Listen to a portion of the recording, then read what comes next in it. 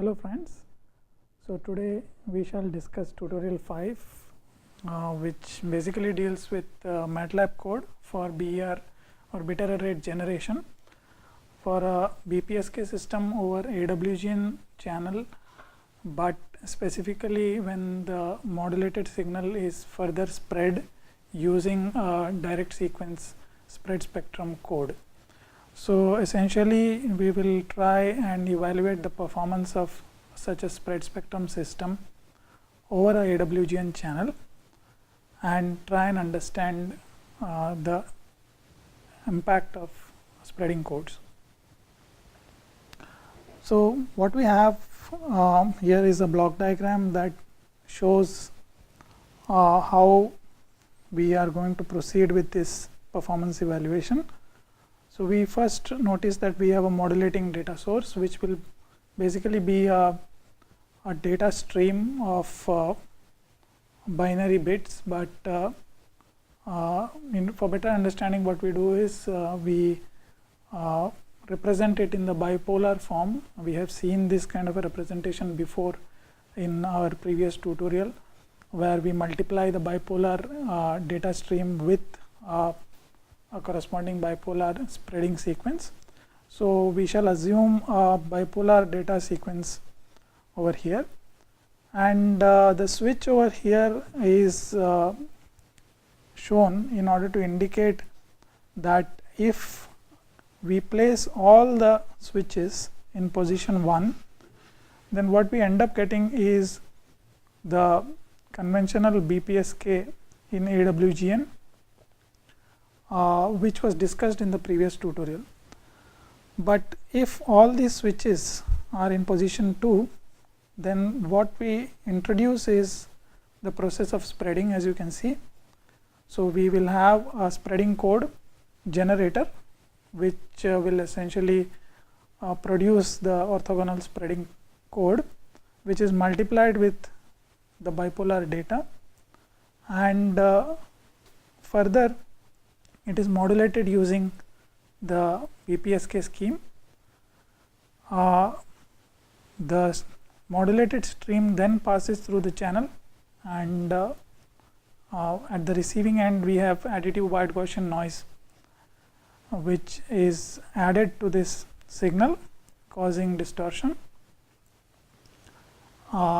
Since we had employed spreading at the transmitter, we need to have a corresponding scheme for despreading the signal. So we can see the despreading block here.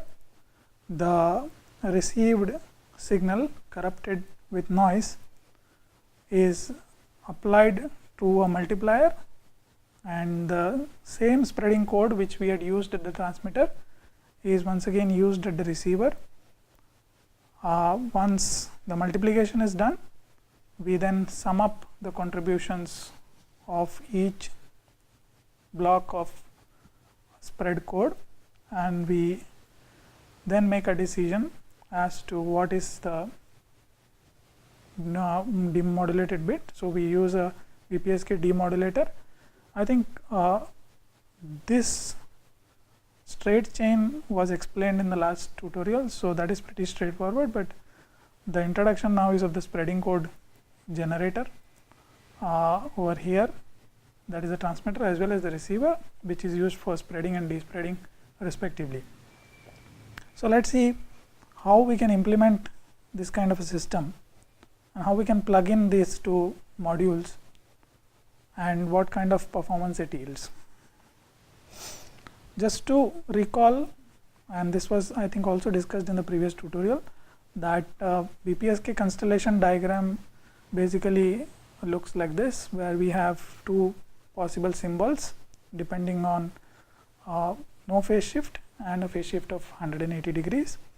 So the idea is to use the strong autocorrelation property of a spreading code and see as to what impact it has on multipath fading. However, please note that in this particular tutorial we are not going to discuss multipath fading.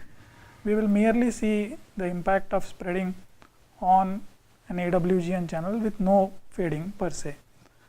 So this is something that we will deal with in the next tutorial, but this is just mentioned over here because it is an important point. to be noted.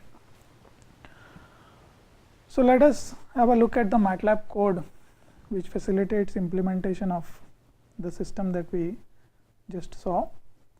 So initially we can see here that we have the number of samples generated. So something like 3 into 10 to the power of 5 samples, which should be sufficiently large, of course. We have a length of the spreading code that can be specified. So this is a very general code that can be used for any length. So in this case we have chosen a length of 4. We set the range of EB by N naught values from -2 to 12 dB and in increments of 2 dB each.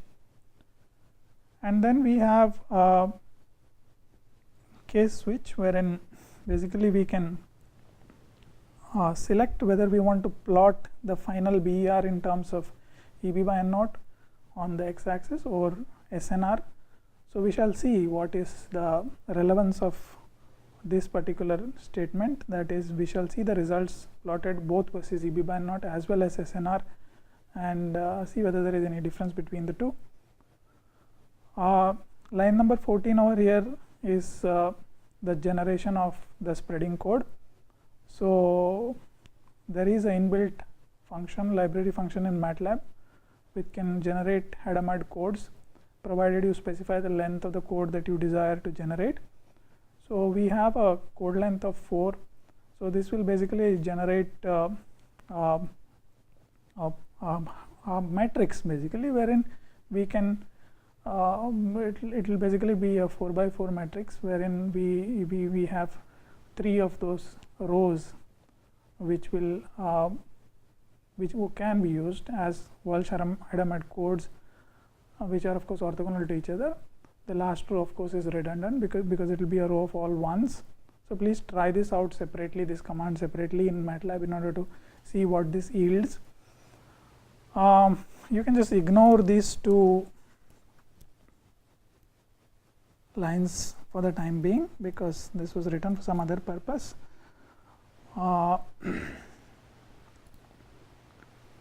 So what we see now is that the data stream that we wish to generate, this is given by the number of samples. We require so many bits basically. So this line number 17, as you may be familiar with, was discussed in the last tutorial, is to generate the bipolar sequence, a random sequence that is. So it will generate a stream of +1s and -1. We spread the data by using the Kronecker function, which is nothing but what we do is we select any one row, as we see from this header-mad matrix which was generated in line number 14. So we select, as I said, the first 3 rows are useful for to be used as orthogonal code basically. So we choose this third row. You could choose the first row as well as the second row and try out the same exercise, and we basically multiply each of those, that is the each row of that is the third row, with the incoming data, which is the bipolar data. So essentially line number 18 nothing is multiplying each bipolar entity generated in 17 with a code which is selected as a particular row in this header-mad matrix. So once this is done, we basically declare this whatever we got over here as transmit data, and now this is nothing but the spread baseband transmit signal. We calculate the power of this data because this will later on be used in line number 30 in order to normalize the noise. So that is a straightforward calculation. We just take the data stream, find out its absolute value square, and we divide it by the length of the data in order to normalize the power.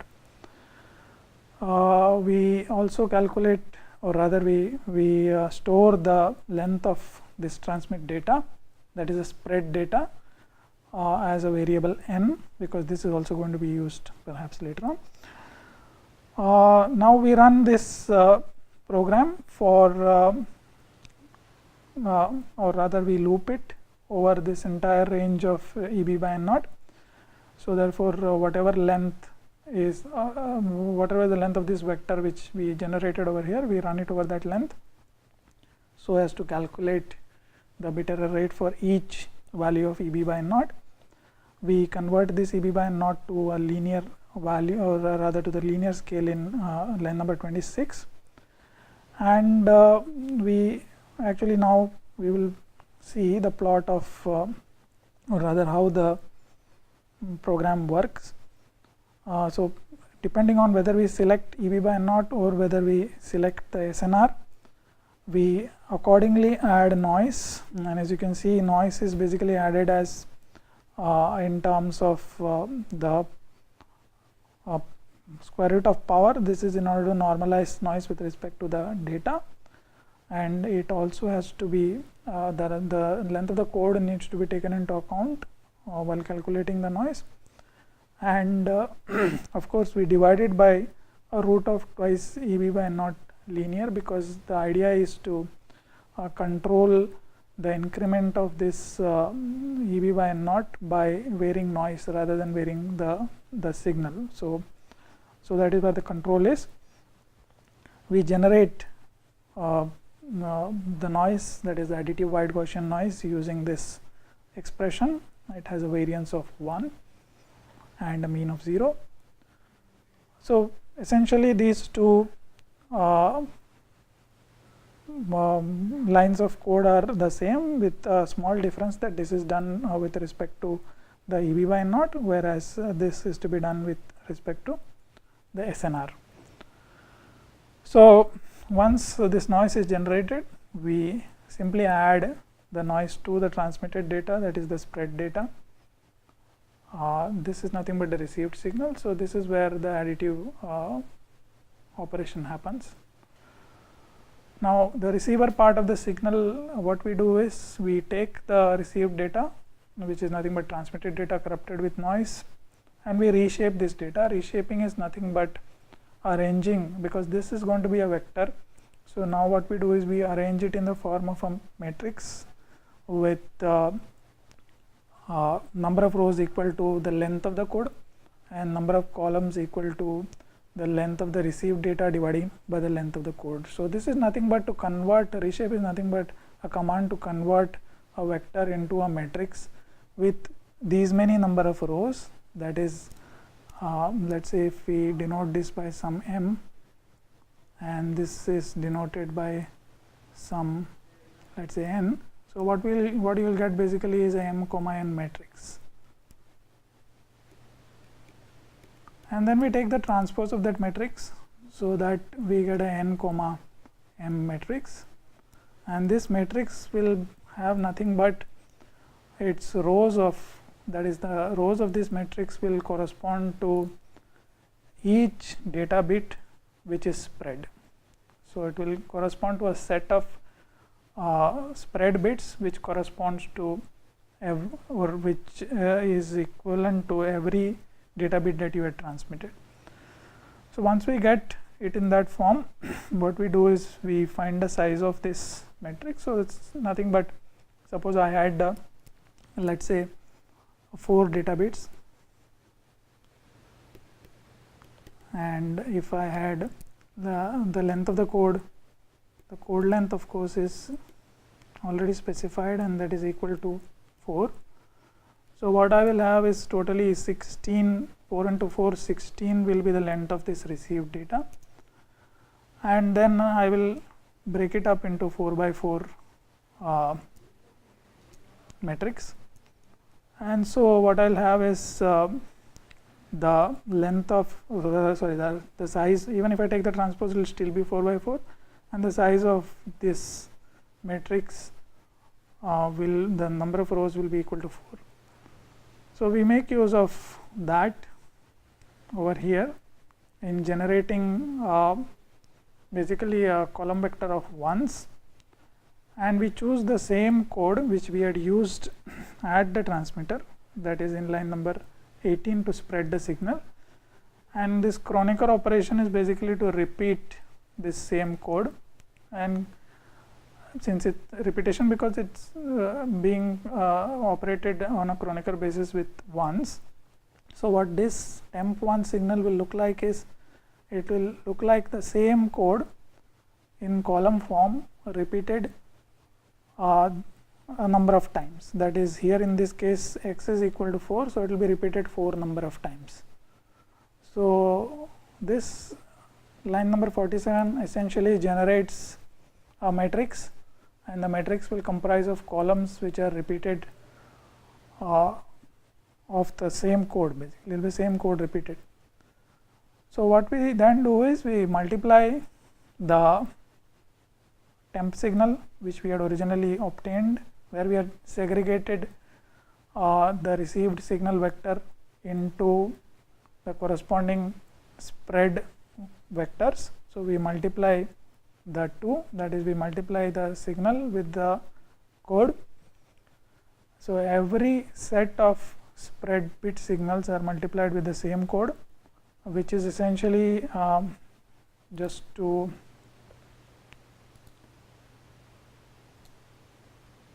go back, so which is nothing but the despreading operation. If you remember, the signal that is received at the receiver should be multiplied with the spreading code once again.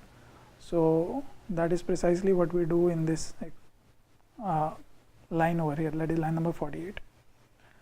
So finally, the summation operation is required because every set of despread signal corresponding to a given bipolar entity should be summed up. That too was highlighted in the block diagram before, that is this summation operation over here. So that corresponds to line number 49, and once we get the despread signal, all that is left is to demodulate. So I think there is a small error over here, so this should not be QPSK, I am sorry, but this should be BPSK. So just pardon me for this error. So what we do is we despread the signal, that is demodulate the signal. Despreading is in 49, so in 50 we demodulate the signal, and we basically find out how many demodulated bits differ from the original bits that we had transmitted, that is in line number 17. So the difference is nothing but if there is a difference, then it will record a 1, and we sum up the number of such ones in order to find out how many bits are in error, and finally the probability of error is nothing but the number of bits divided by, the number of bits in error divided by the number of total number of bits which was transmitted. So then we plot the error, that is the probability of error, versus both EB by naught as well as SNR, but in this particular program we have done it versus EB by naught, and let us see what is the impact of doing that.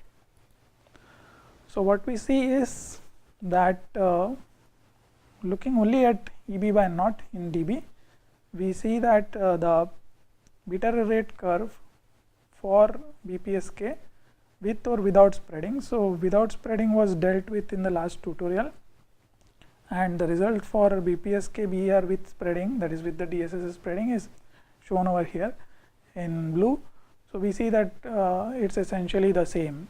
That is because even if we spread the signal, the energy in one bit now is spread over 4 bits. So essentially there is no difference as far as BER performance is concerned due to conservation of energy. That is the main point.